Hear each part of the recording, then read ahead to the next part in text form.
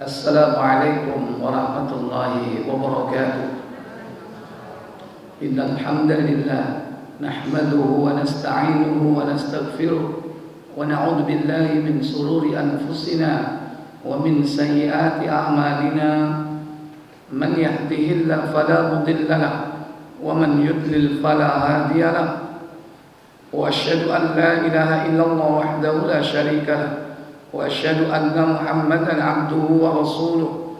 Allahumma salli wa sallim wa barik ala Muhammadin sallallahu alaihi wa ala alihi wa ashabihi wa man tabi'ahum bi ihsanin ila yaumiddin, amma ba'd.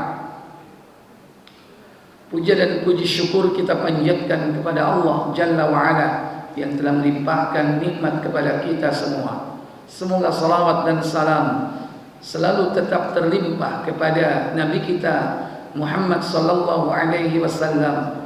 Demikian pula untuk keluarga beliau, keturunan beliau, para sahabat beliau dan seluruh pengikutnya hingga tibanya hari kiamat. Bapak Ibu, saudara-saudari yang dirahmati Allah Jalla wa Ala. Hari ini kita akan lanjutkan pembahasan Qisasul Anbiya sampai kepada sampai Nabi yang keberapa ya? Yang jelas setelah kita membahas Nabi Ibrahim, dilanjutkan Nabi Ismail, kemudian Nabi Lut, maka berikutnya saudara dari Ismail, yaitu Nabi Ishak. Nabi Ishak nasabnya yaitu dia adalah putra dari Ibrahim Al-Khalil. Ibrahim alaihissalam. Ibrahim putra Azar. Azar putra Nahur.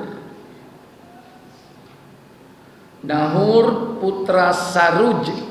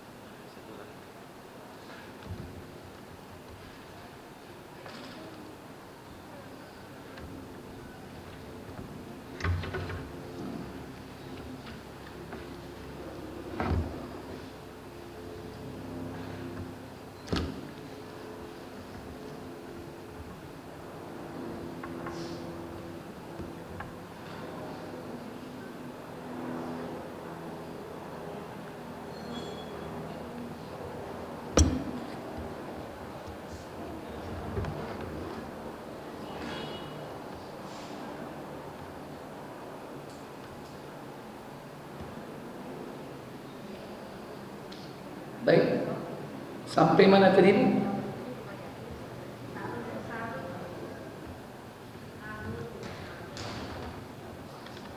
Sarud putra Ra'u.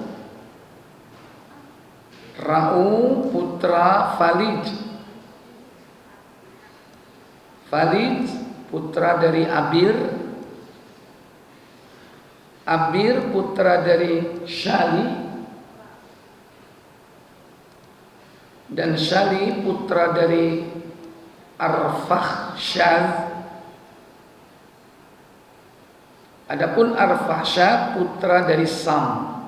Sam adalah anak dari Nabi Nuh. Berarti ada berapa generasi di sini sampai ke Nuh?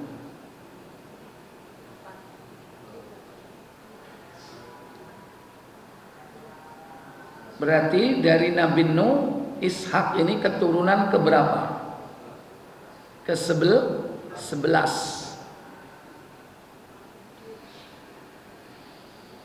Kemudian periode sejarahnya yaitu antara 1897 sampai dengan 1717 sebelum Masehi, before Christ. Sebelum Masehi kan BC ya. Berarti berapa tahun? 180 tahun.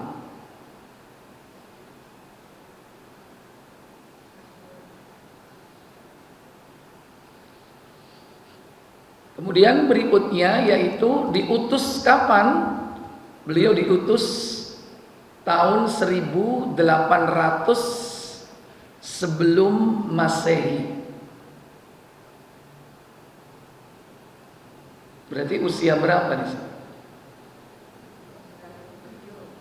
97 tahun. Karena waktu itu masih ada Ibrahim ya. Nah, begitu Ibrahim wafat, maka dilanjutkan oleh putranya yaitu Ishak yang hidup di negeri Palestina. Adapun putra Nabi Ibrahim yang lebih tua dari atau kakaknya Nabi Ishak yaitu Nabi Ismail berada di mana? Di Mekah. Berikut sebutan kaumnya adalah kaum Kan'an. Tempat diutusnya yaitu Al-Khalil.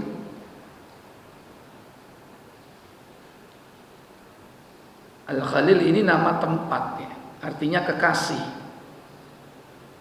Kalau sekarang namanya Hebron. Sama, Hebron itu artinya Al-Khalil, yaitu kekasih. Yang satu bahasa Arab, yang satu bahasa Ibrani. Al-Hebron ya. Istrinya bernama Rifqah. Dia punya anak 2 orang dari Rifqah ya. Wafatnya di Al-Khalil, di tempatnya, di tempat tinggalnya, ya, di negerinya sendiri.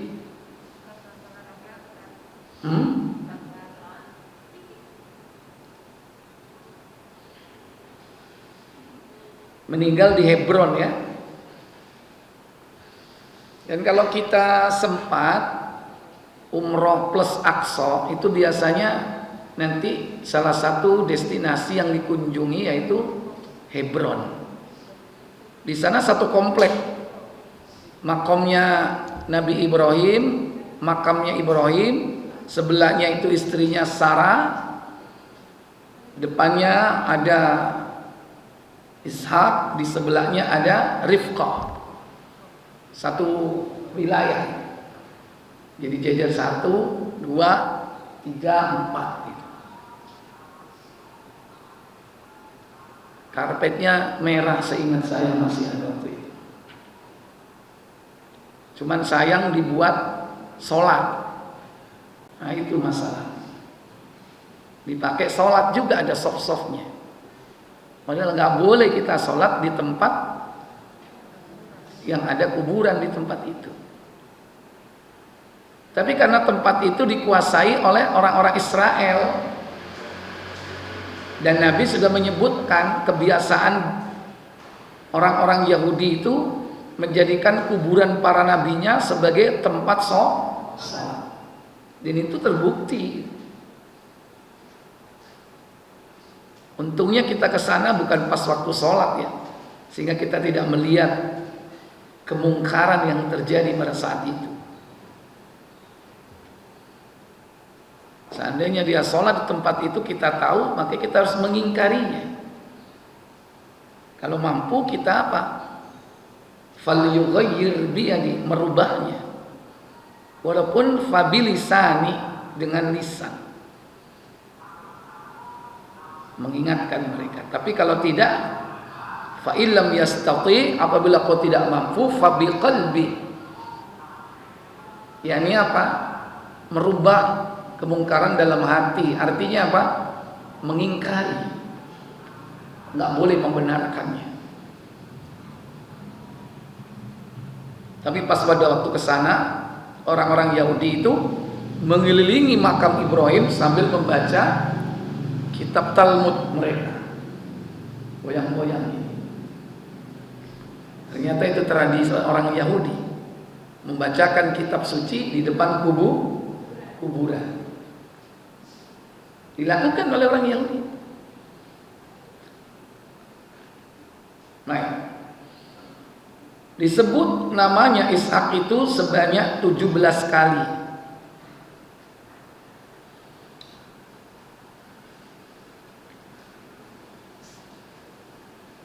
Di dalam Al-Quran tidak banyak disebutkan tentang kisahnya, sekalipun disebut banyak 17 kali. Tapi hanya sekedar disebutkan tentang sifat-sifatnya saja. Bagaimana sepak terjangnya tidak disebutkan secara rinci di dalam Al-Quran. Beda dengan nabi-nabi yang lain nanti ya. Bahkan ada yang mulai dari lahirnya sampai matinya lengkap. Contohnya Nabi kita Muhammad. Dan nabi-nabi yang lainnya juga, seperti Nabi Yusuf ya. Kemudian Nabi Isa, disebutkan tentang sepak terjangnya. Demikian pula di dalam As-Sunnah tidak banyak disebut tentang Ishak. Maka dari 17 kali di dalam Al-Quran yang disebut ini, kita perlu tampilkan satu persatu supaya kita bisa mengambil pelajaran dari ayat-ayat tersebut. Pertama, surat Al-Baqarah ayat 133.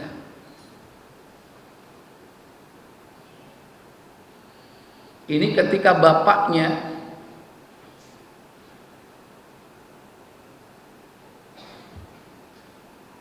Ishak sudah meninggal, turun kepada anaknya Yakub. Yakub mau meninggal, dia berpesan tentang apa yang disembah sepeninggalnya, yaitu pesan ini untuk anak-anaknya. Kata Allah, am kuntum syuhada'a idh hadara Ya'qubal maut idh qala li banihi ma ta'buduna min ba'di qalu na'budu ilahaka wa ilaha abaika Ibrahim wa ilaha abaika Ibrahim wa Ismail wa Ishaq ilahan wahidan wa nahnu lahu muslimun. Apa kata Allah? Adakah kamu hadir ketika Yakub kedatangan tanda-tanda maut, ketika ia berkata kepada anak-anaknya, apa yang kamu sembah sepeninggalku? Mereka menjawab, kami akan menyembah Tuhanmu dan Tuhan nenek moyangmu, Ibrahim, Ismail, dan Ishak, yaitu Tuhan yang Maha Esa, dan kami hanya tunduk patuh kepadanya. Jadi di sini peristiwa menjelang kematian Yakub. Walaupun kita tidak sedang membicarakan Nabi Yakub, tapi dari peristiwa ini kita mengetahui bahwa pertama, berwasiat sebelum kematian itu merupakan keutamaan, terutama wasiat yang baik. Kalau wasiat yang jelek nggak boleh. Nanti kalau aku udah mati, rumahku ini kamu pakai jualan homer ya, atau jadikan diskotik supaya ada penghasilan misalnya. Itu wasiat kemaksiatan, maka nggak wajib ditunaikan. Ketika Nabi Yakub meninggal atau menjelang meninggal dunia, anak-anaknya hadir, 12 anaknya, mengatakan kepada anak-anaknya, ma ta'buduna min ba'di, apa yang akan kau sembah nak sepeninggalku? Ini wasiat takwa atau maksiat? Takwa.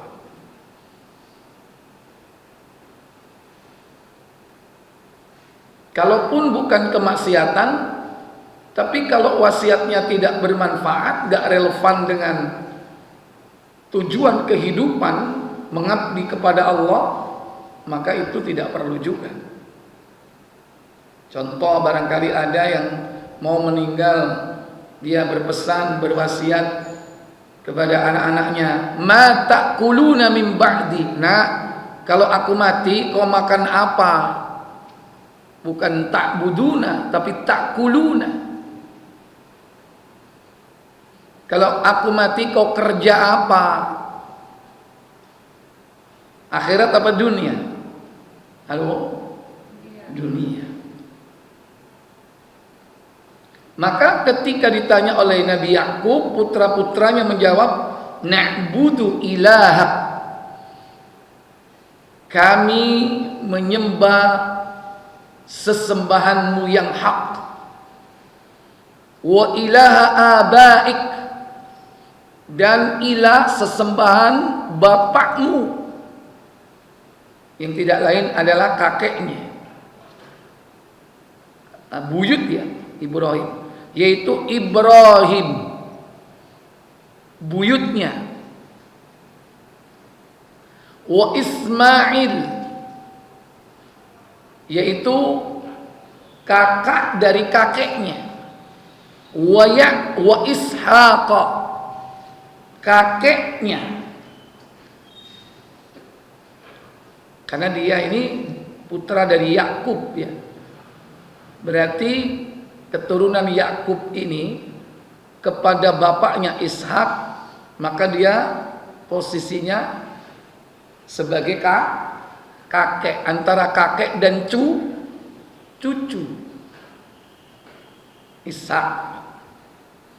Adapun Ismail kakaknya kakek, apa berarti? Ya kakek juga kan? Kakek tua apa?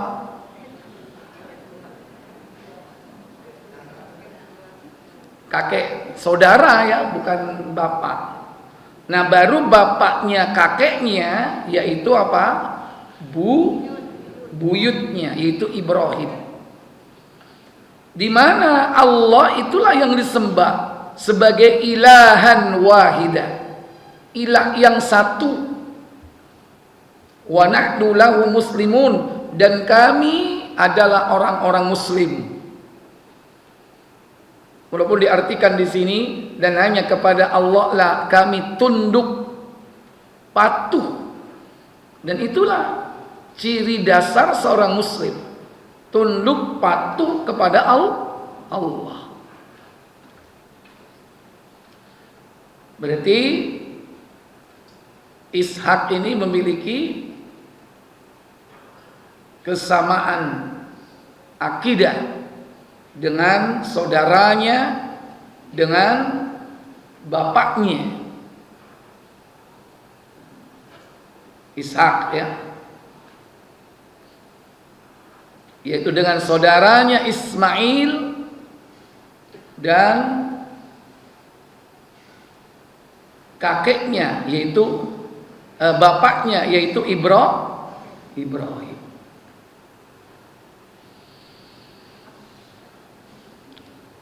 Kemudian Allah sebut Yakub itu sebagai ghulamun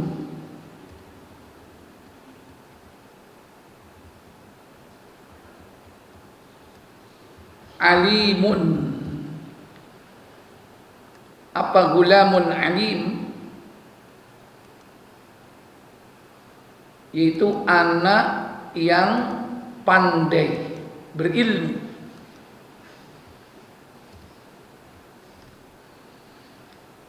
Sebagaimana di dalam surah Az-Zariyat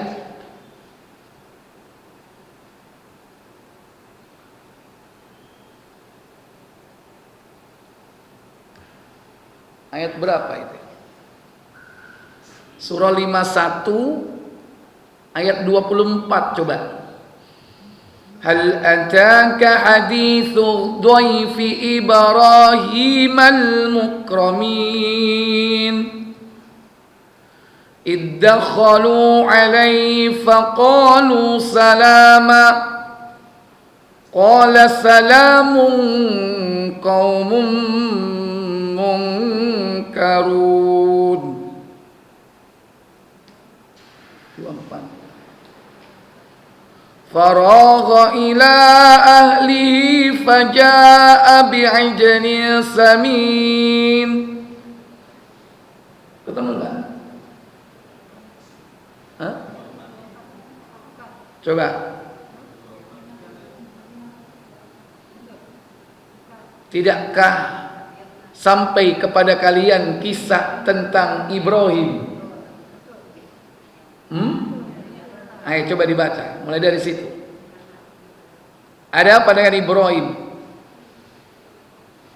Surat 51 ayat 24. Ayo. Iya, 24. Ayat 24 Az-Zariyat al-Khiyya fi jahannam kulla kafir. Az-Zariyat, surat Zariyat 51.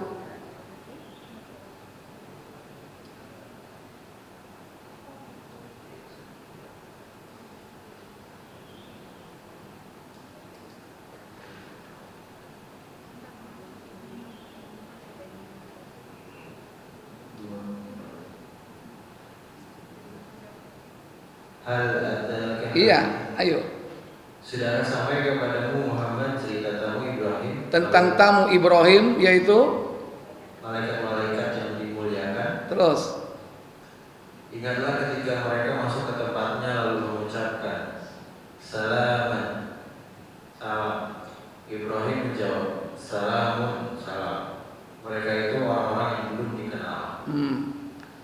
Maka diam-diam dia Ibrahim pergi menemui keluarganya.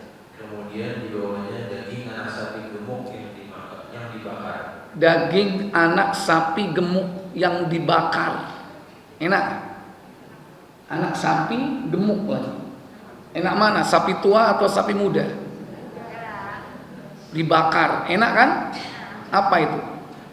Pedet. Anak sapi kan pedet. Ya, itu empuk dagingnya.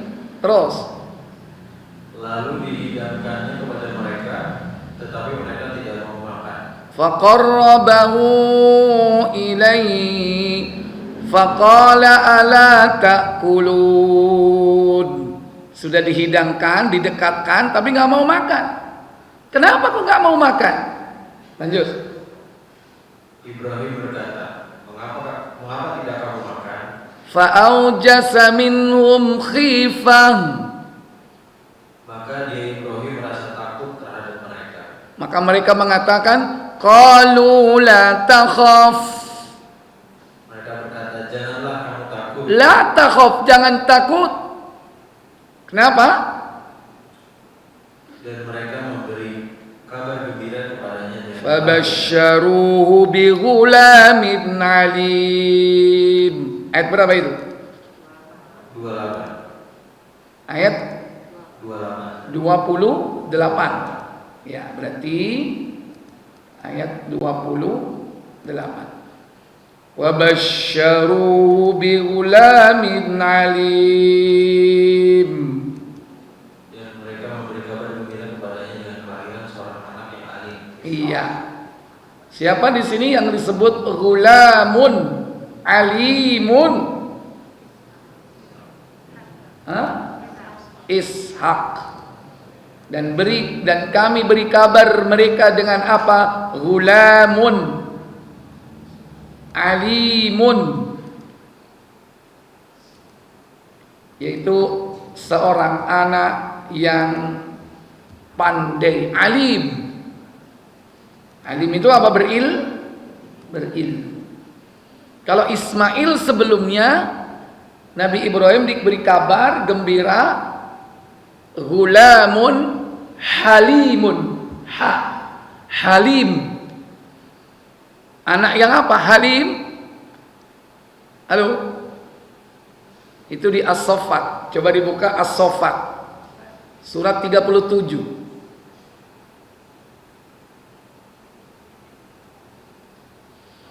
Ayat kalau nggak salah ayat 100 ya, 101. Rabbi habli minas salihin fabasyarnahu bighulamin halim. Ayo. Ya Tuhanku, anugerahkanlah kepadaku seorang anak yang termasuk orang yang saleh. Maka kami beri kabar gembira kepadanya dengan kelahiran seorang anak yang sangat sabar. Ya, sangat sabar. Lihat kesabaran Ismail ketika disembelih kan. Perjalanan menuju ketaatan butuh kesabaran. Bagaimana Ibrahim dan Ismail, dua tokoh manusia yang sangat sabar. Anaknya Ismail disebut dalam ayat itu ghulamun halimun, anak yang sangat sabar. Adapun Ishak disebut dalam Az-Zariyat, yaitu pada ayat ke-28, ghulamun alimun, anak yang pintar, pandai. Begitulah keturunannya nanti. Ishak, Yakub, Yahudi di situ Bani Israel, pintar-pintar. Ismail keturunannya bangsa Arab, sabar-sabar. Ya, ada yang sabar, ada yang enggak. Enggak, kan paling tidak dari situ ada karakter nenek moyangnya. Yang Allah sebut perbedaan antara apa? Ismail dan Ishak, ghulamun halim dan ghulamun alim. Ini perbedaan ya. Kenapa Allah menyebut seperti itu? Baik.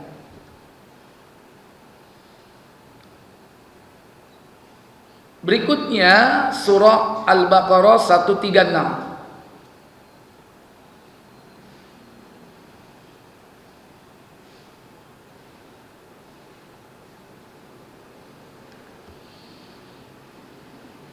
Allah menyebutkan dalam ayat tersebut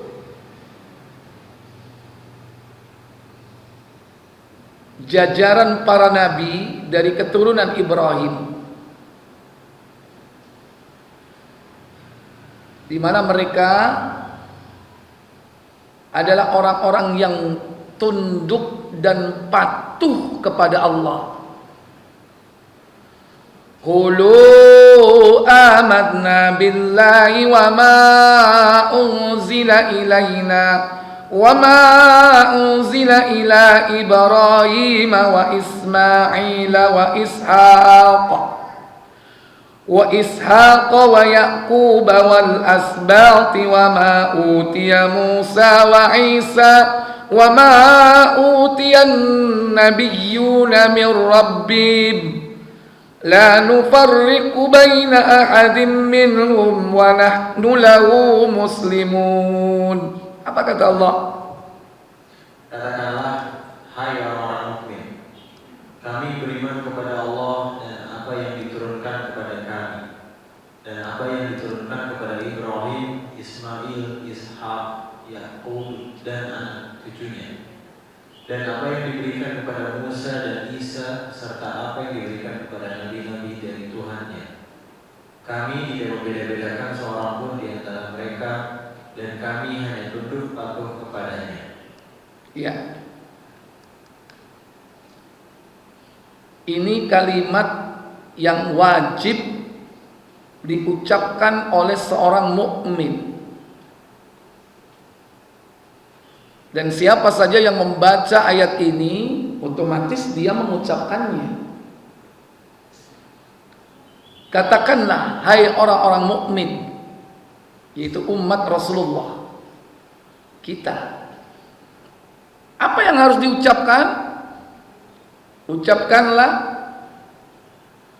amanna billahi, kami beriman kepada Allah, wa ma unzila ilaina, dan beriman kepada apa yang telah diturunkan kepada kami, yaitu Al-Qur'an.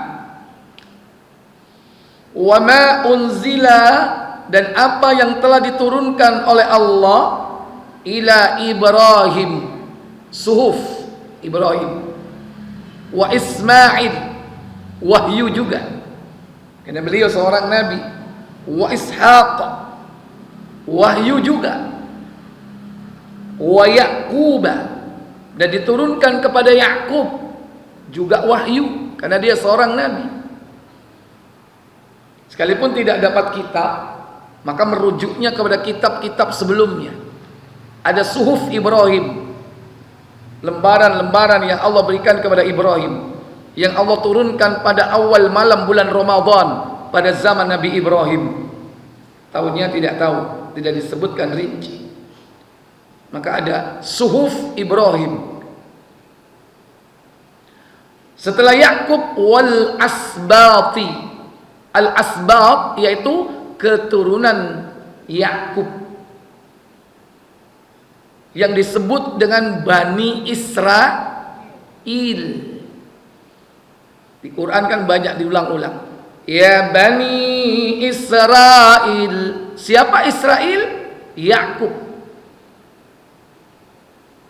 Kalau Bani Israel berarti keturunan Yakub. Disebut dengan istilah dalam Al-Quran al-asbatu, asbat.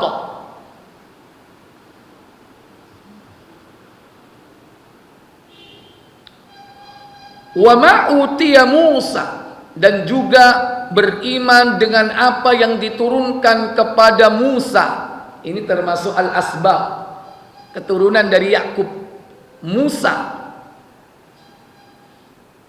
Bahkan lebih jelas kitabnya, yaitu Taurat, terkodifikasikan dalam lembaran atau lempengan-lempengan batu, lengkap sekaligus dari Lauhul Mahfuz.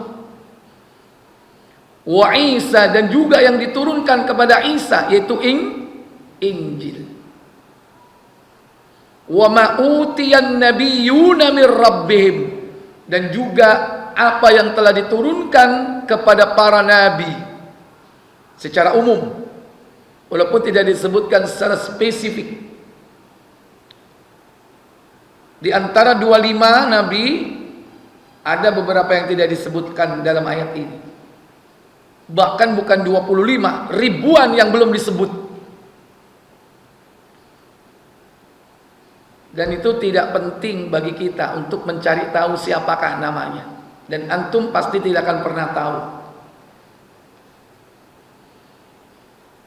Sebagai statement akhir dari keimanan itu apa? La nufarriqu baina ahadim minhum.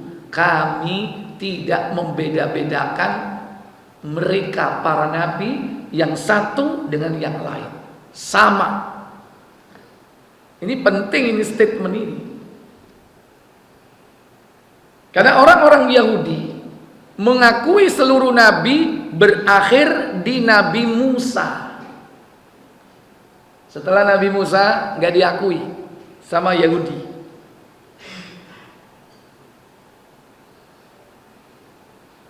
Orang Nasrani, mereka mengakui semua nabi dan berakhir kepada Isa. Setelah Isa, mereka tidak mengakuinya. Maka orang Muslim, umat Rasulullah akhir zaman, dan Rasulullah adalah nabi yang terakhir, mengimani seluruh nabi sebelumnya sampai yang terakhir, yaitu Nabi Muhammad sallallahu alaihi wasallam. Karena setelah beliau sudah tidak ada lagi nabi, Karena beliau diterangkan dalam surah Al-Ahzab sebagai khatimul anbiya, penutup para nabi. Kalau nabi sudah ditutup, apalagi kerasulan. Maka tidak boleh membeda-bedakan. Bani Israel, Nabi Musa, Rono, jangan kesini, sono. Orang Nasrani itu, nabimu itu sana, beda sama kita. Nah, selama itu adalah nabi yang disebutkan di dalam Al-Quran, itu adalah semua adalah nabi kaum muslimin. Karena seluruh para nabi agamanya satu, Islam, yaitu agama tauhid yang hanya menyembah kepada Allah. Adapun syariat ada yang dipertahankan, ada yang dihapus, bahkan ada juga yang ditambah sesuai dengan kondisi sosial, kemasyarakatan dan konteks zamannya pada saat itu.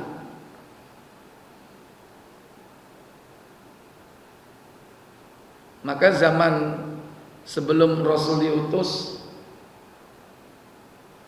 tidak ada ketetapan bahwa air liur anjing najis.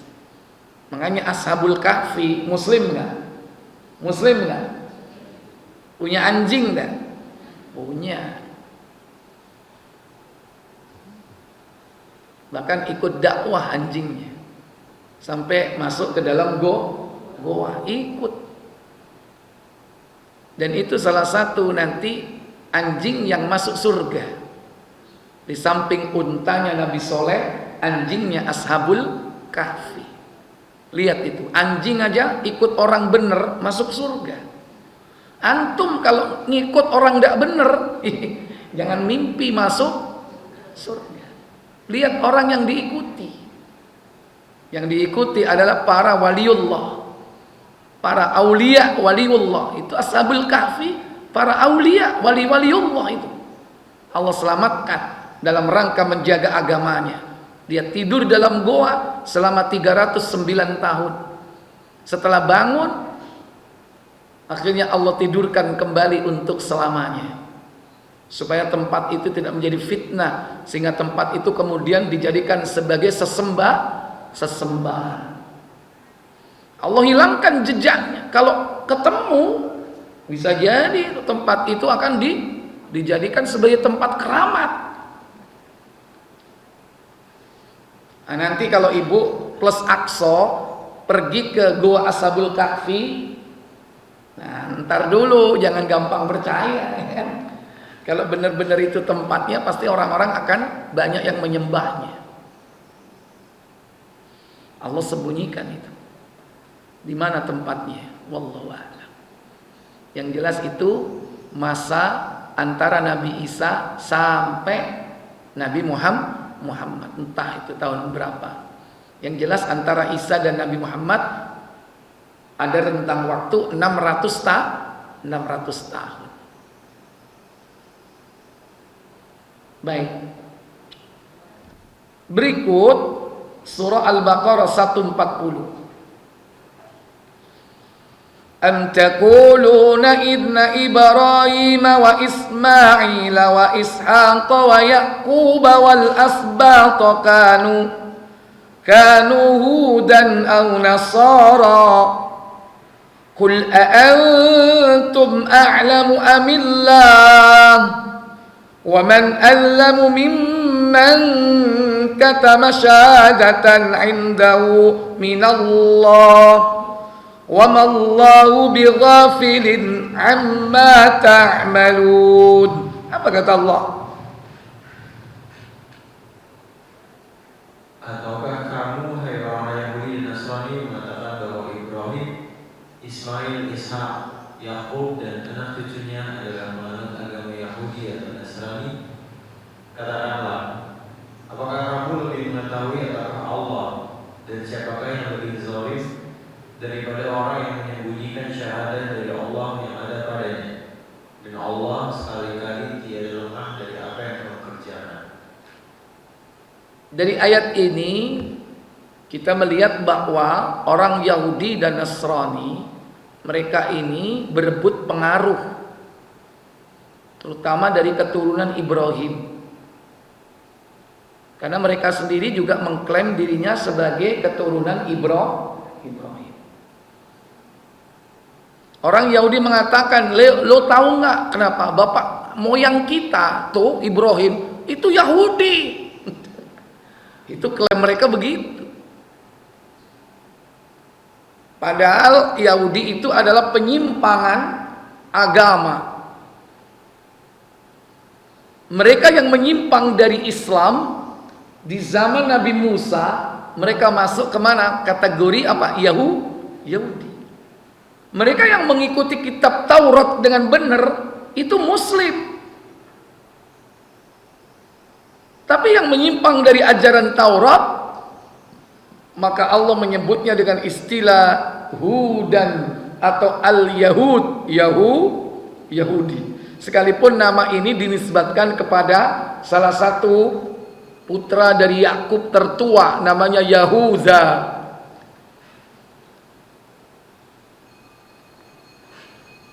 Tapi Allah menyebutnya Yahudi ini bukan sekedar anak keturunan dari kabilah Yahuda, tapi juga yang paling pokok yaitu apa? Sebagai bentuk ideologi di mana mereka menyimpang dari Taurat. Demikian pula Nasrani. Mereka mengklaim, moyang kita tuh Ishak, Yakub itu adalah Nasrani agamanya. Padahal mereka nggak tahu istilah itu. Itu mengklaim saja. Padahal Nasrani itu adalah julukan, sebutan Allah bagi mereka yang datang kepada mereka Nabi Isa membawa kitab Injil. Ketika mereka menyimpang dari kitab Injil, mereka kemudian Allah sebut dalam Al-Quran sebagai An-Nasara. Nasara, yaitu apa? Nasraniyan. Walaupun asal muasalnya adalah dari kata apa? Nazaret atau Nasara, yaitu Ansor, Nasrun atau penolong artinya. Wallahu a'lam. Itu asal katanya banyak. Tapi yang jelas Allah menyebutkan apa? An-Nasara.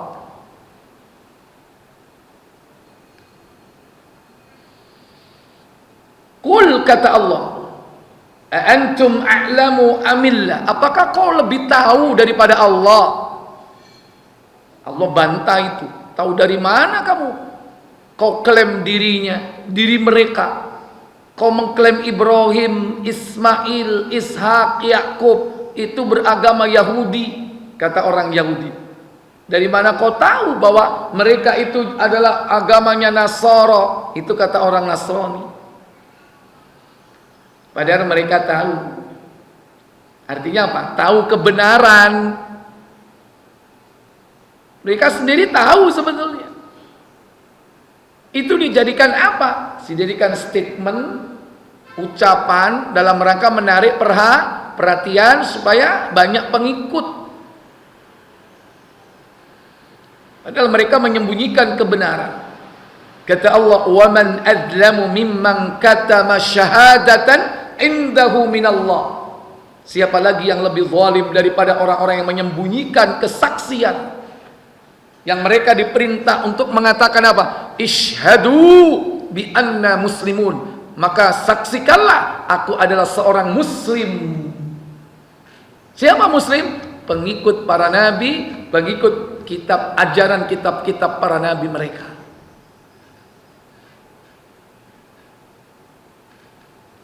Berikut surat Ali Imran ayat 84.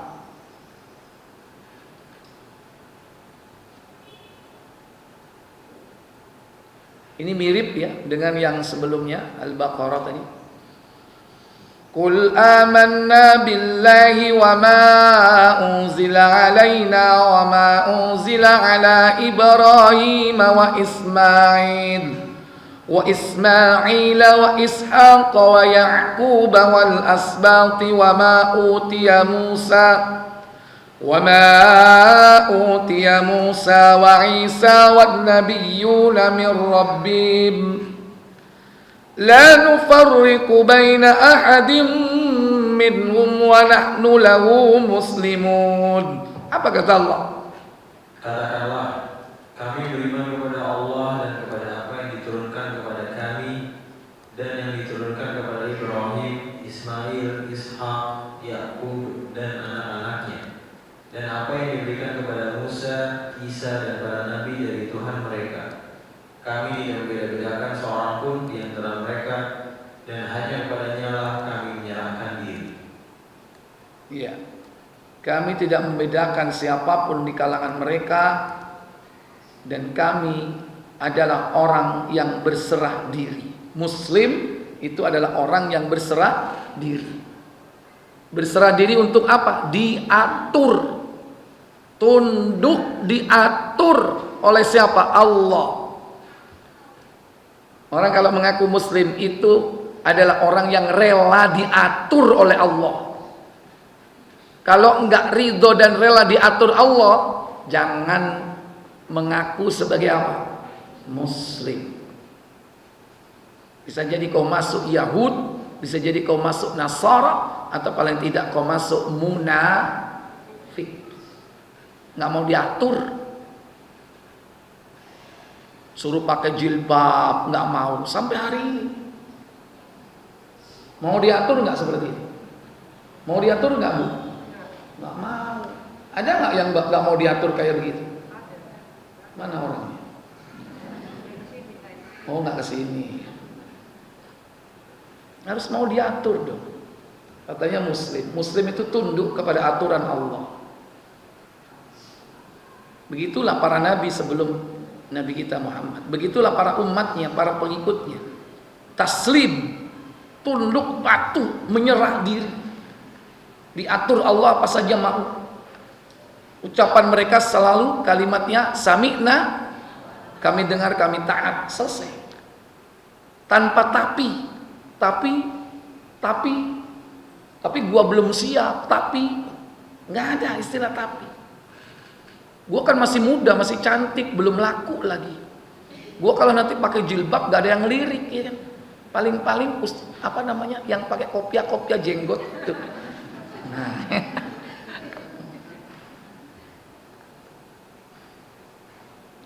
Tunduk patuh.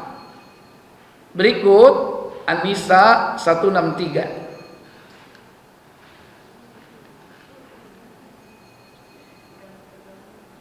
Bahwa Ishak adalah seorang nabi. Kenapa? Ishak juga mendapatkan wahyu. Tidak ada yang mendapatkan wahyu dari Allah kecuali nabi. Kalau ada orang dapat wahyu bukan dari Allah, itu bukan nabi. Wahyunya juga disebut wangsit.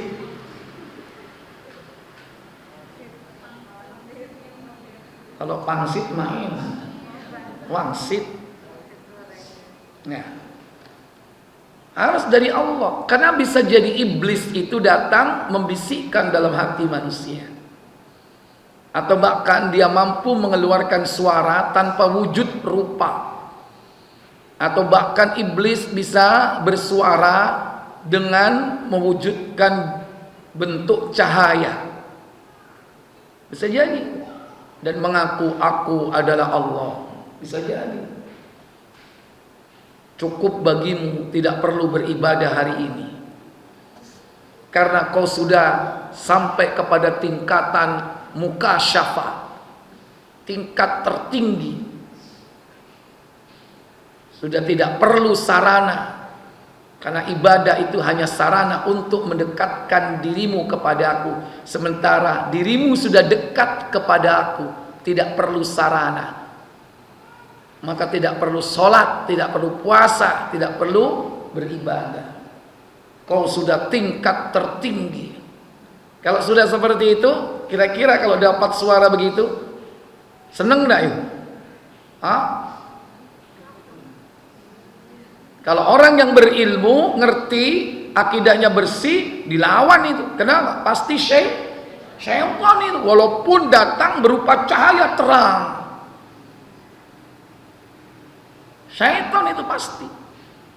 Karena tidak ada seorang pun manusia di muka bumi ini, dalam kehidupan dunia sebelum dan sesudahnya, yang bebas dari syariat. Sekarang manusia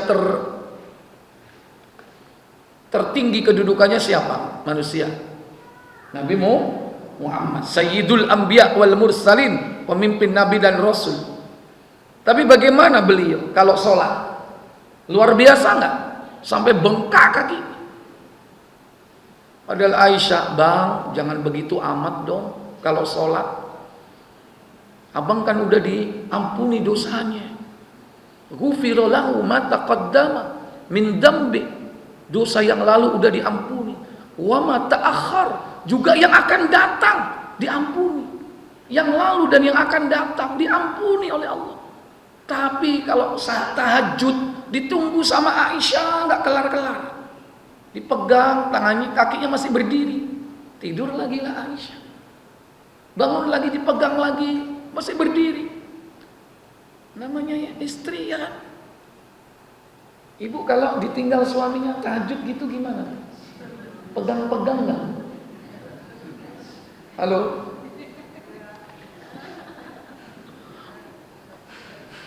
Ya, tahajud. Malah disuruh bangun ya. Nggak bangun-bangun. Begitu ditanya Aisyah, kenapa kau sampai begitu? Nabi apa jawabnya?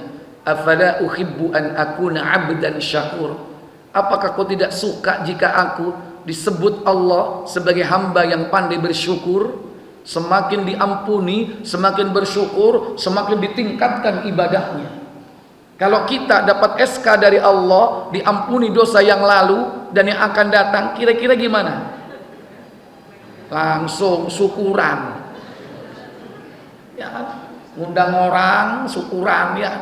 Besok udah nggak kelihatan lagi di masjid, udah nggak kelihatan di mana-mana. Tahu-tahu ketemu di mana?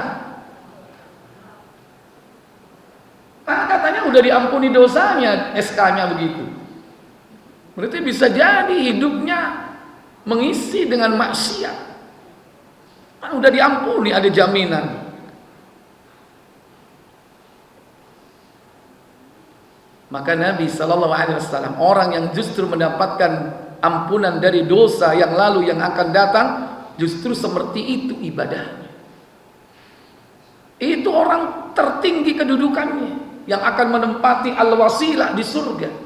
Satu tempat yang hanya ditempati satu orang saja, namanya al-wasilah. Tapi seperti itu. Bagaimana ibadahnya? Luar biasa. Kok ada orang yang mengklaim dirinya sudah tinggi tingkatannya, nggak sholat, nggak puasa, gitu dianggap wali. Gimana? Wali murid kali ya.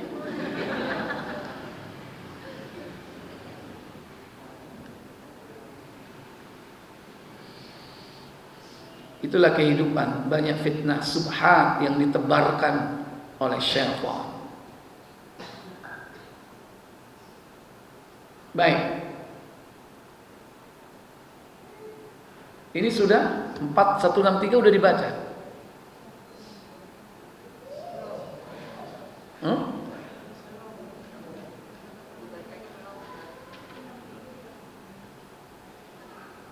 Baik.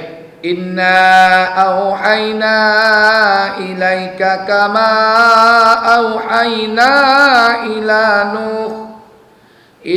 Nuhin wan nabiyyina min ba'di wa auhayna ila Ibrahim wa Ismail wa Ishaq wa Yaqub wal asbaq wa Isa wa Ayyub wa Yunus wa Harun wa Sulaiman wa atayna Dawud zabura. Apa katanya? Sesungguhnya kami telah memberikan wahyu kepadamu sebagaimana kami telah memberikan wahyu kepada Nuh dan nabi-nabi yang kemudiannya. Dan kami telah memberikan wahyu pula kepada Ibrahim, Ismail, Ishak, Yakub dan anak cucunya, Isa, Ayub, Yunus, Harun dan Sulaiman. Dan kami berikan Zabur pada Daud. Iya. Ada kalanya wahyu itu disampaikan oleh Allah dalam mimpi, ada kalanya didatangkan utusan Allah dari malaikat, yaitu Jibril atau Namus menurut istilah mereka, atau Allah mewahyukan langsung, sehingga Nabiullah Musa sempat berdialog langsung dengan Allah. Tapi semua itu dibalik tabir. Ada kalanya nabi-nabi itu mendapatkan kitab yang merupakan kalamullah yang dikumpulkan dalam kitab. Ada kalanya tidak demikian, maka mereka mengikuti kitab-kitab nabi sebelumnya.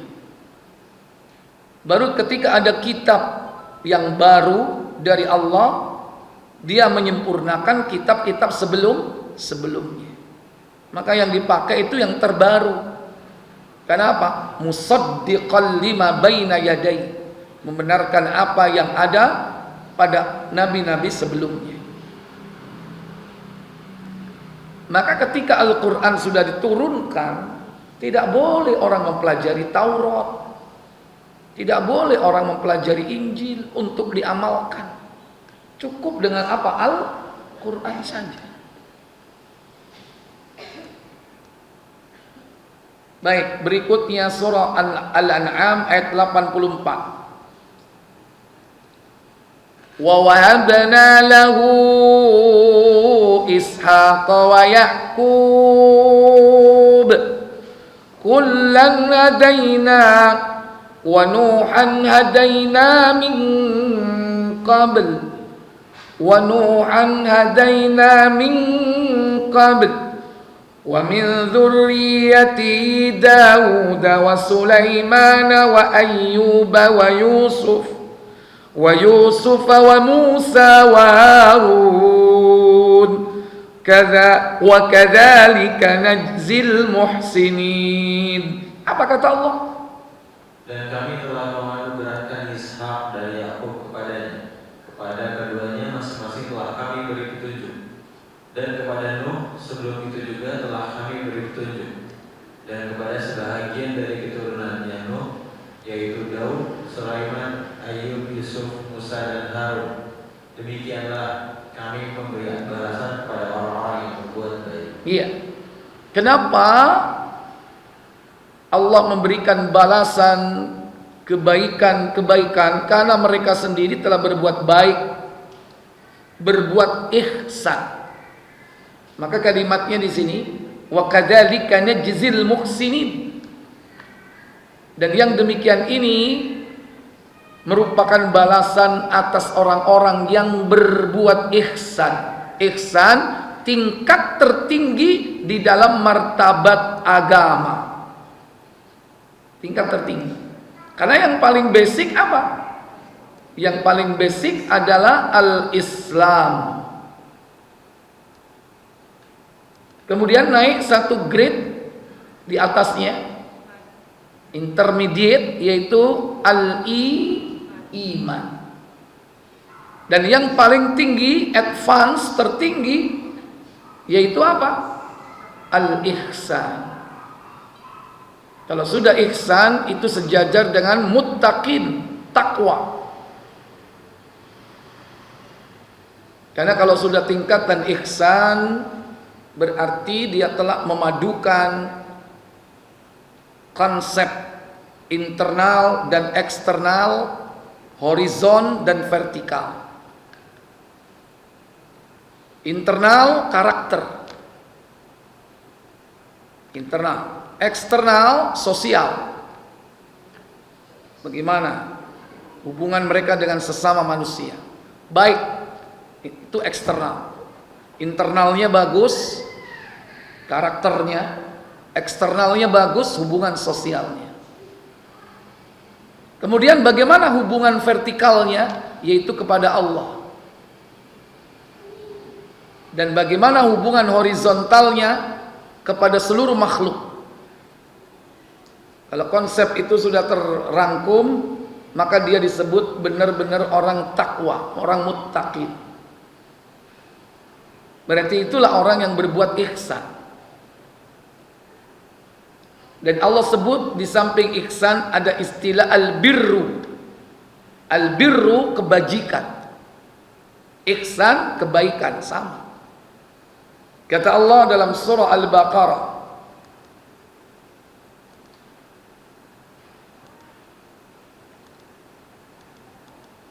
ayat yang ke-177.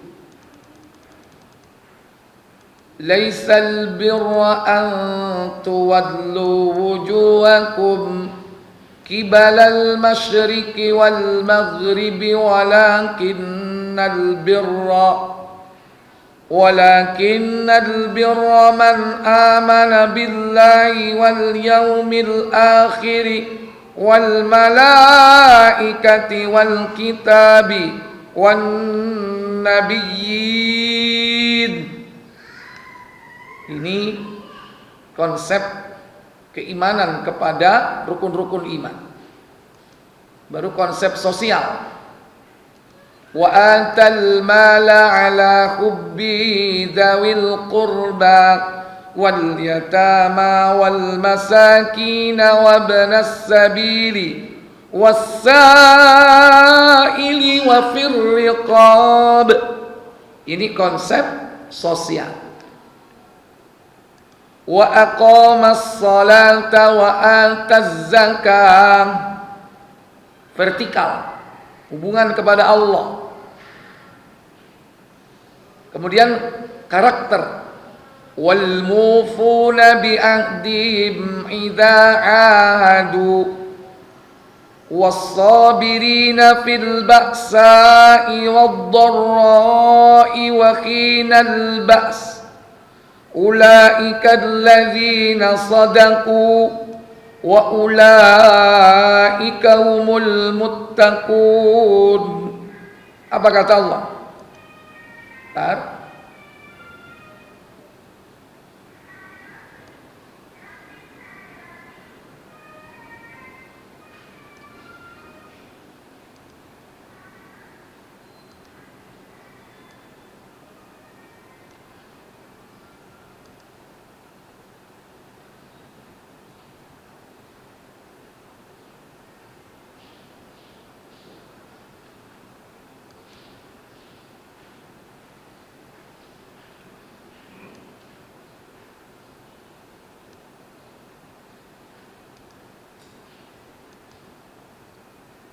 Silakan.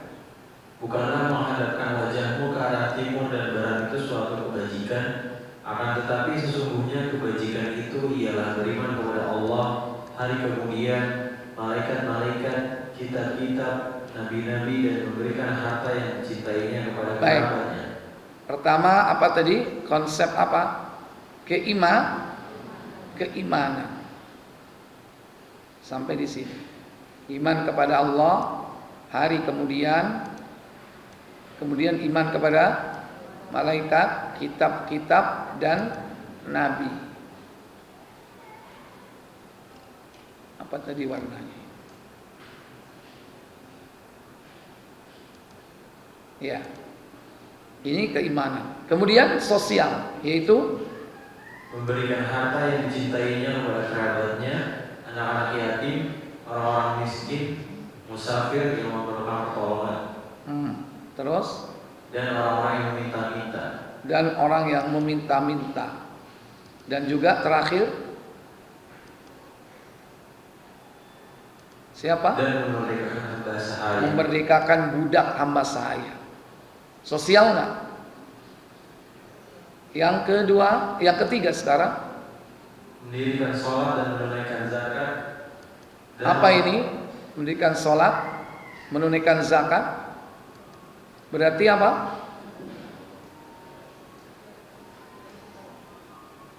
hablum minallah, vertikal.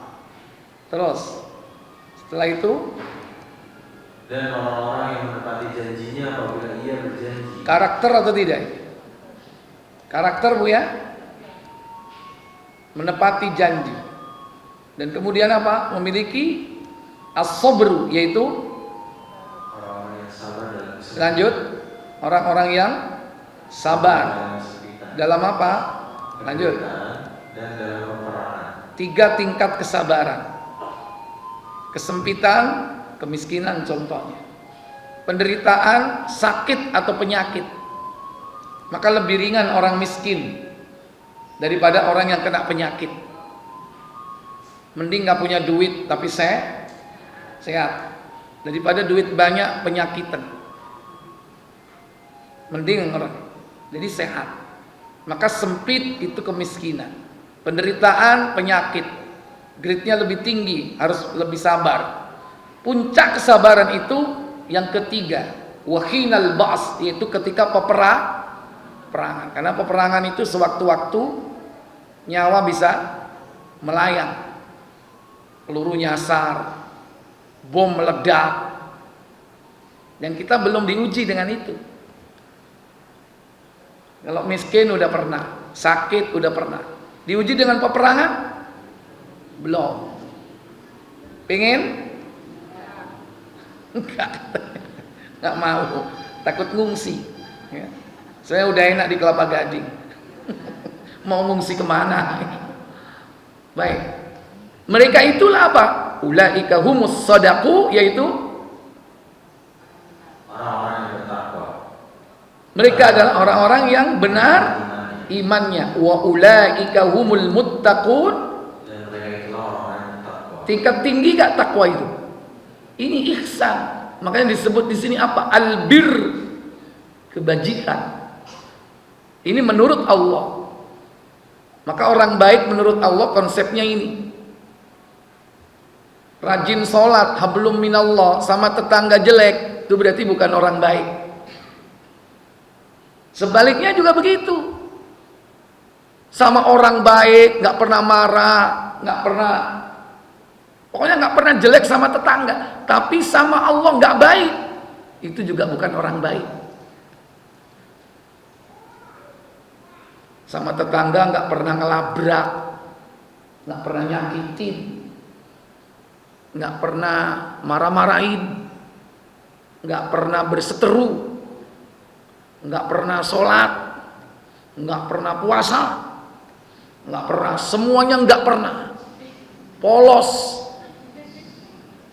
Tapi kalau menurut manusia ini dianggap baik. Kenapa? Karena ukuran manusia itu belum minan nas. Urusan kamu dengan Allah, urusan kamu ya. Padahal kalau melihat konsep ini, orang itu belum dikatakan baik. Sementara ketika ada orang rajin sholat, ke masjid, puasa rajin, baca Quran rajin, jidat hitam, ya kan? Tapi jelek sama tetangga, orang mengklaim apa? Wah, orang jahat tuh. Karena ukurannya begitu. Nah, ukuran itu harus dibantah semua dengan ayat ini. Kalau dikatakan baik yang sebenarnya, 4 ini harus lengkap. Hablum minan nas, hablum minallah, karakter internal dan eksternal. Berjanji, sabar itu internal. Berjanji itu kaitannya dengan orang, itu karakter eksternal. Berjanji harus ditepati. Baik. Berikut 11 Hud 71.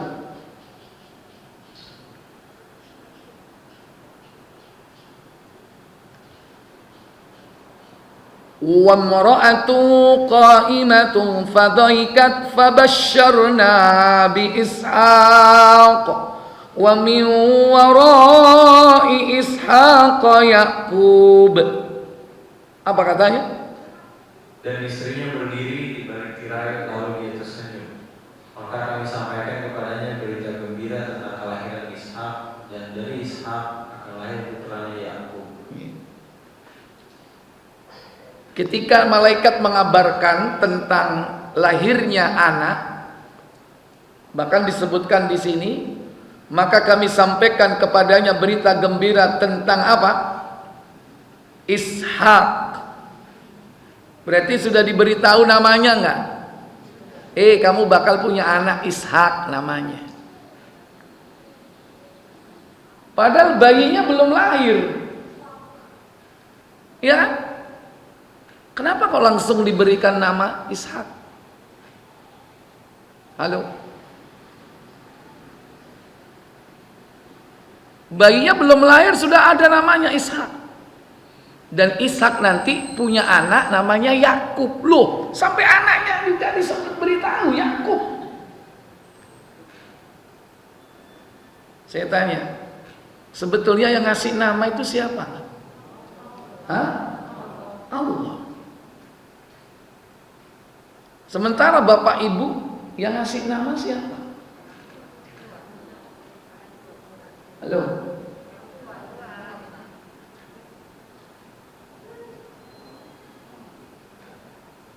Siapa yang ngasih nama? Sama kita ini yang ngasih nama juga Allah. Allah udah tahu nama kita.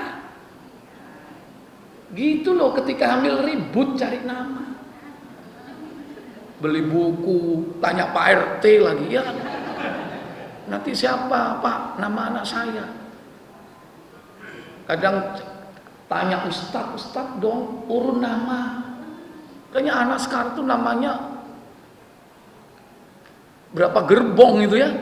Titipan orang tua, titipan kakek, titipan Pak RT, titipan ustadznya juga. Panjang nama sekarang. Dulu kan cuma satu, Umar, selesai. Ali gitu kan. Kalau Umar bin Khattab itu kan apa? Ada apa? Bin bapaknya, Ali bin Abi Thalib. Kan namanya singkat-singkat. Utsman ya, Muhammad ya. Ente tidak digabung sakampung. Muhammad Yasin Toha. Udah 3 orang itu dikumpulin jadi satu. Padahal itu 3 orang itu namanya. Kecuali kalau memang itu nama bapak dan kakek kita. Coba perhatikan hadis Tirmizi. Saya bukakan ya. Bahwa nama kita ini Allah sudah tahu loh. Dan sudah tercatat nama kita ini. Nama kita sudah tercatat di Lauhul Mahfuz.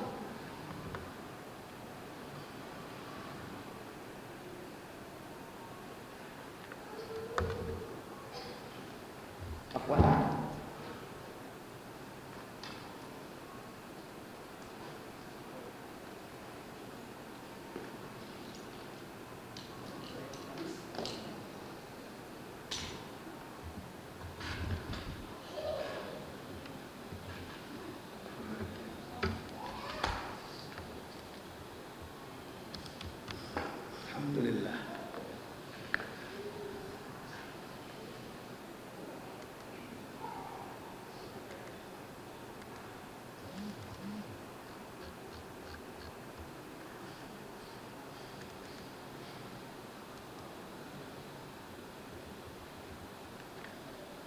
Bersatu, bersatu.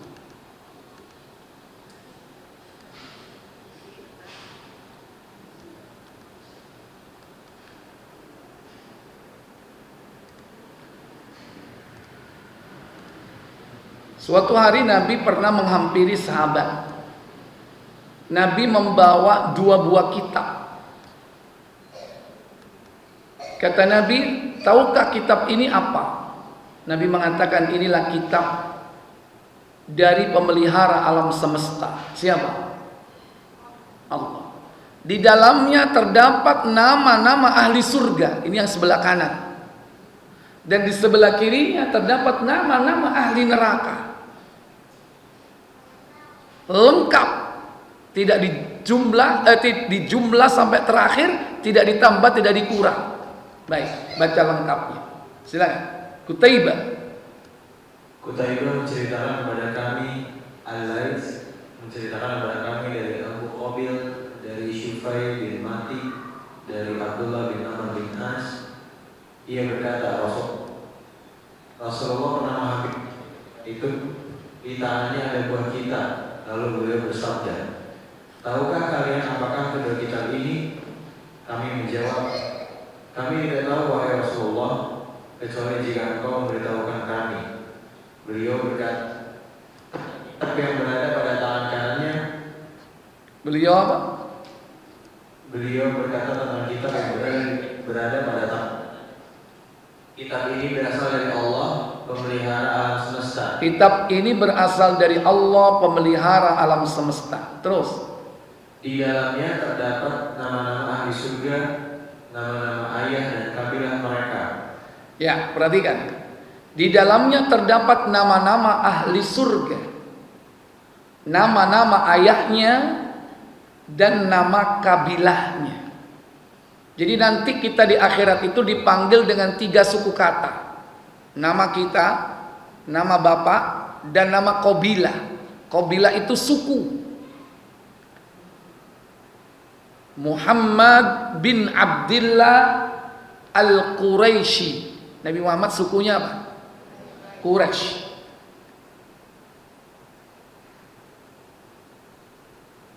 Antum namanya siapa? Rafiq. Rafif bin Hendranto. Rafif bin Hendranto Al-Jawi. Orang Jawa. Madura Al-Maduri. As-Sundawi. Suku. Nama qabilah itu bisa jadi dari nama kakeknya dulu, sehingga menjadi nama suku, qabilah. Wallahu a'lam. Tergantung nanti. Jadi ternyata sudah ada namanya. Saya tanya, Nabi melakukan ini berapa abad yang lalu? 14 abad yang lalu kan Nabi menyampaikan begini. Berarti yang belum lahir setelah Nabi, yang belum lahir sudah tercatat atau tidak?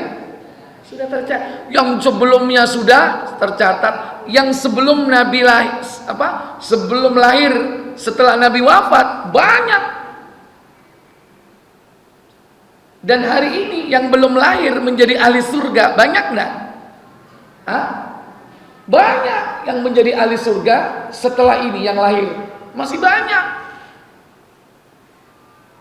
Walaupun kita nggak tahu jumlahnya. Terus, kemudian dijumlah hingga orang terakhir. Tidak ada penambahan dan pengurangan. Tidak ada penambahan dan pengurangan. Terus di sebelahnya. Beliau lalu melanjutkan tentang kitab yang berada pada tangan kirinya. Kitab ini berasal dari Allah, pemelihara alam semesta. Di dalamnya terdapat nama-nama ahli neraka, nama ayah dan nama kabilah mereka. Iya. Siapa? Contoh Abu Thalib bin Abdullah Al-Quraisy. Abu Thalib neraka enggak? Jelaskan nasnya dalam hadis kan tentang paman beliau Abu Thalib. Nama ayahnya Abdul Muthalib, nama sukunya Quraisy misalnya. Kemudian dijumlahkan hingga orang terakhir. Tidak ada penambahan dan pengurangan. Tragis enggak? Orang sudah ditetapkan neraka surganya, tragis atau tidak? Antum berada yang mana? Kanan apa kiri? Antum di kitab yang kanan atau di kitab yang kiri? Gitu dong, harus yakin gitu. Kanan gitu. Ya, pas keperucut kiri tadi. Artinya nama kita ini sebetulnya sudah ada nggak di catatan induk Lauhul Mahfuz? Sudah ada. Bayi-bayi yang belum lahir itu sekarang itu sudah ada namanya di sana. Allah tahu namanya siapa, bapaknya siapa namanya, orang mana, tahu semua. Itu maknanya Allah Maha tahu, mengetahui yang terjadi dan yang belum terjadi, tahu semua. Cuman kita ya gitu di dunia ini, hamil 5 bulan bingung nyari apa. Padahal namanya sudah di sono ada, makanya minta aja sama Allah, ya Allah, Aku belum tahu nama anakku, ya Allah. Beri kabar kepada aku tentang nama anakku. Tahu-tahu ada kemantapan dalam hati. Kelihatannya, tak kasih nama ini. Yakin? Yakin. Ya sudah. Dan ternyata nanti itu yang akan dipanggil di akhirat, di hadapan Allah, di padang mahsyar, mempertanggungjawabkan seluruh amalnya. Itu dipanggil nama kita, nama bapak kita, dan nama kabilah kita. Ya, kalau 3 ini nggak akan keliru sudah. Ya. Oleh karena itu jangan heran kalau tadi malaikat datang kepada siapa? Nabi Ibrahim. Fabasyarnahu bi Ishaq. Kami kabarkan kepada Ibrahim bahwa dia akan punya anak namanya Ishaq. Wa min wara'i Ishaq Yaqub. Ishaq nanti punya anak namanya Yakub. Udah tahu. Antum pernah nggak diberitahu nama cucunya? Emang Nabi? Enggak. Dan itulah proses kita kadang-kadang nyari-nyari. Baik. Mendengar itu istri Nabi Ibrahim gimana? Kaget ya? Padahal usianya pada waktu itu berapa? Nabi Ibrahim itu diberi anak Ishak, yaitu lahir Ishak usia 100 tahun. 80 tahun Nabi Ibrahim khitan. 6 tahun kemudian Nabi Ibrahim punya anak namanya Ismail. Sementara Ismail dan Ishak terpaut 13 tahun. Berapa? 86 tambah 13. 99. Usia 99 tahun diberi kabar bahwa istrinya Sarah akan punya anak. Kehamilan kurang lebih berapa tahun? Setahun. 99 tambah setahun masa kehamilan, lahir tahun.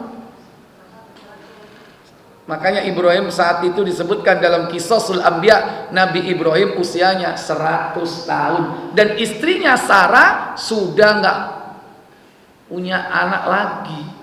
13 tahun sudah setelah Ismail, udah merasa sangat tua. Makanya dia sampai begini. Disebutkan dalam surah Az-Zariyat, wa aqbalat imra'atu fi sarratiha fasakkat wajhaha. Dia dengar di balik tabir di kamar, langsung dia menepuk wajahnya. Ya Allah, usia udah tua gini punya anak lagi. Tapi kalau itu kehendak Allah, mudah nggak? Mudah. Wah, gimana itu melahirkannya? Kan kalau logika kita usia 70 aja bagi perempuan kira-kira bisa ngeden nggak? Halo? Apa ngeden ini? Apa sih? Untuk melahirkan itu butuh power untuk apa itu? Bu? Jakarta apa istilahnya? Mengejen itu bahasa mana, Mas? Mengejan apa ini? Usia 70, ini lebih dari 70, kurang lebih 90-an itu si Sarah itu. Tapi atas kehendak Allah Jalla wa'ala, mudah. Bisa jadi Allah mudahkan nggak kerasa. Makanya ibu jangan berkecil hati, seandainya udah tua hamil, jangan ditolak. Apalagi sampai diapain? Digugurin, jangan. Ustaz malu, masa usia 50 hamil? Boleh nggak? 50 boleh nggak? Boleh. Kira-kira bisa nggak 50 tahun hamil? Bisa. Selama dia masih aktif, masih subur, kehendak Allah bisa terjadi. Contohnya banyak nabi-nabi itu. Termasuk istrinya Nabi siapa? Zakaria yang sudah terkenal dengan kemandulannya. Allah kehendaki lancar. Gak ada alasan untuk kemudian lantas, wah jangan bu, nanti kasihan anaknya. Takutnya nanti meninggal karena ibu gak kuat. Tarik nafas saja gak kuat ya. Jangan, serahkan kepada Allah. Kalau Allah memberikan kita bayi atau anak dengan kehamilan, itu berarti Allah mempercayakan kepada kita. Kita berarti pantas untuk mendapatkan amanah berupa anak. Baca surat 12 Yusuf ayat 6. Wa kadzalika yajtabika rabbuka wa yu'allimuka min ta'wilil ahadits wa yutimmu ni'matahu 'alaika wa 'ala ali Yaqub wa 'ala ali Yaqub kama atamma 'ala abawaika min qablu Ibrahim wa Ishaq inna rabbaka alimun hakim. Apa katanya? Dan demikianlah Tuhanmu memilih kamu untuk menjadi nabi, dan diajarkannya kepadamu sebahagian dari tabir mimpi-mimpi, dan disempurnakannya nikmatnya kepadamu dan kepada keluarga Yakub. Dan kepada keluarga Yakub. Terus. Sebagaimana dia telah menyempurnakan nikmatnya kepada dua orang bapakmu sebelum itu. Yaitu siapa kedua bapaknya? Yakub, yaitu Ibrahim dan Ishak. Ibrahim dan Ishak. Keduanya adalah nabi. Disempurnakan nikmatnya. Sesungguhnya Tuhanmu Maha mengetahui lagi Maha bijaksana. Iya. Baik, ayat berikutnya dicatat dulu Bu. Surat 12 ayat 38.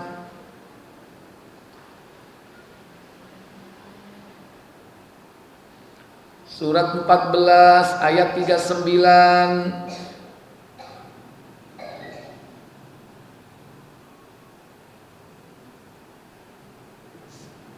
Surat 19 Maryam ayat 49.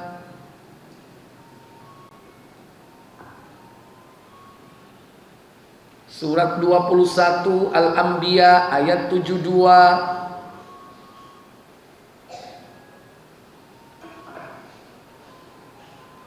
Ini ayat menyebutkan bahwa Ishak itu adalah bonus untuk Ibrahim. Karena udah dikasih anak Ismail, kasih bonus lagi Ishak. Surah 29 ayat 27.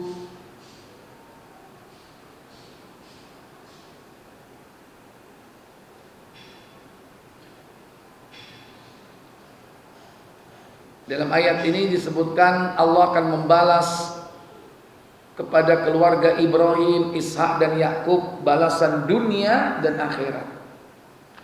29-27. Berikutnya 37 As-Saffat ayat 112.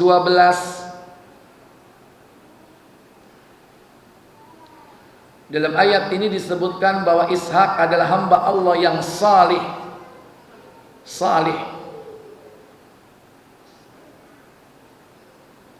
Berikutnya surat 37 ayat 13.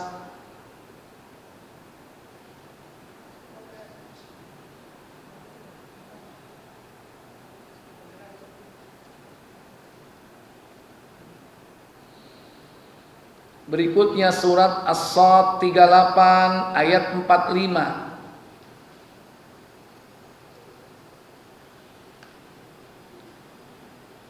Allah berfirman, "Wazkur ibadana Ibrahim wa Ishaq wa Yaqub ulil aidi wal absar." Apa katanya? Dan ingatlah hamba-hamba kami Ibrahim, Ishak dan Yakub mempunyai perbuatan yang besar dan ilmu yang tinggi. Ini ya. 3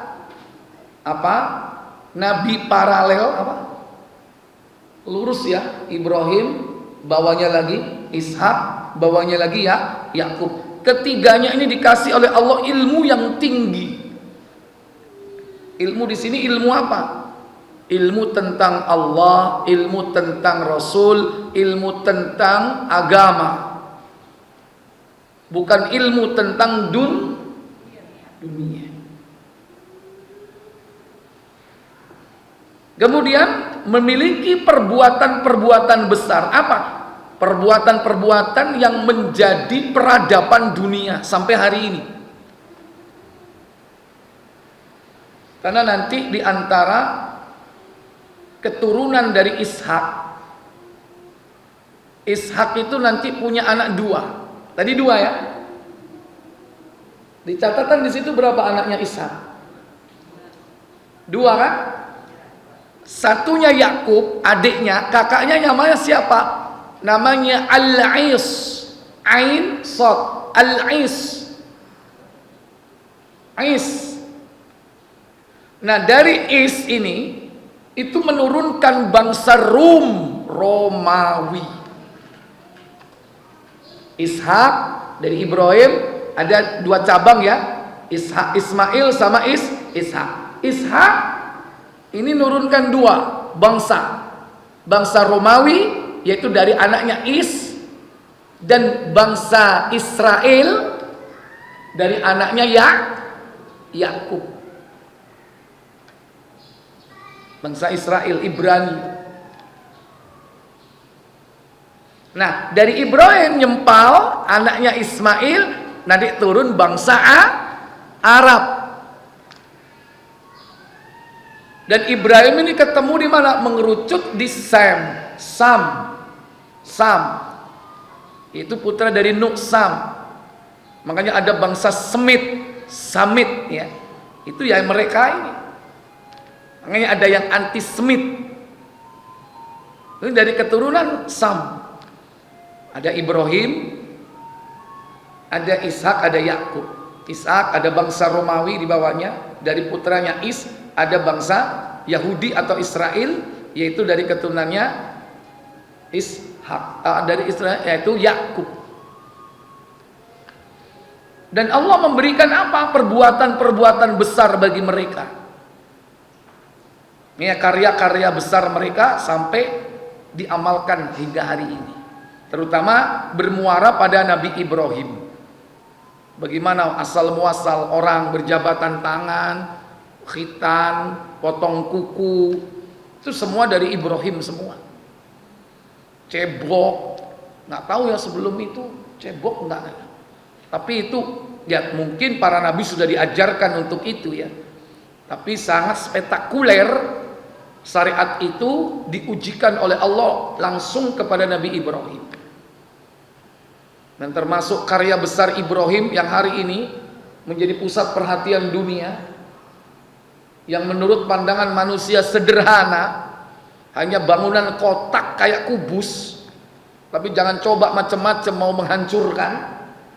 Karena dalam sejarah terjadi pasukan bergajah hendak menghancurkan, sang pemilik bangunan itu tidak rela, Allah kirim burung-burung yang membawa batu dari neraka. Apa bangunan kota itu? Ka'bah. Itu karya besar itu. Sederhana enggak?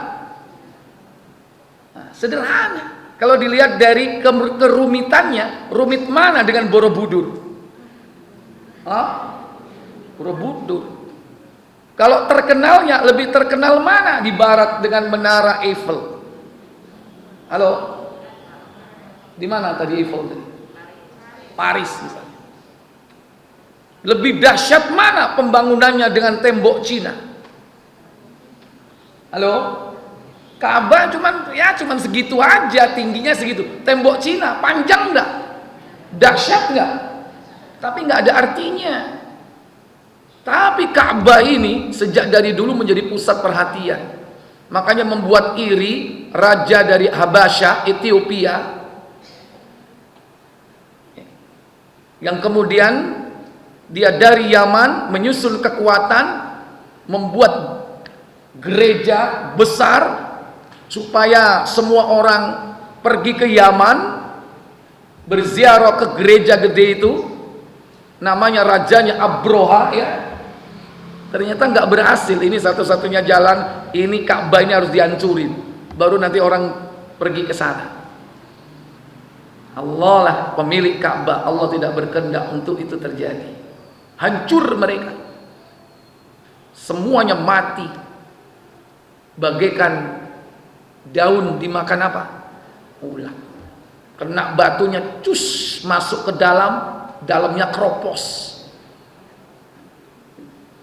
Jangan macam-macam, lebih dahsyat dari nuklir. Seperti daun dimakan ulat kayak apa? Kena sedikit peletikan, satu titik aja cus, rusakin, digerogoti. Belum ada senjata buatan manusia seperti itu. Kena satu titik apinya aja, langsung dia gerogot apa? Digerogotin semua sampai habis. Semuanya mati. Dalam perjalanan mati, yang melarikan diri mati semua. Di antara karya besar bangunan yang dibuat oleh yakni Ibrahim adalah Ka'bah dan Ismail. Kemudian demikian pula putranya Ishak, demikian pula nanti Yakub.